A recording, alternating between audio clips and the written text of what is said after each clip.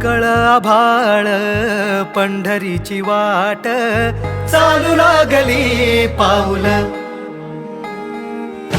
नाम गोड ओठी माऊली माऊली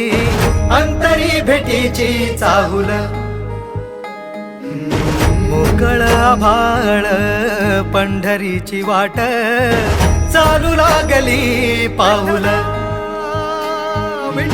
नाम गोड ओठी माऊली माऊली अंतरी भेटीची चाहुल निघाली पाऊले दर्शनी ध्यास लागला पंढरी हो असं या उरात दाटली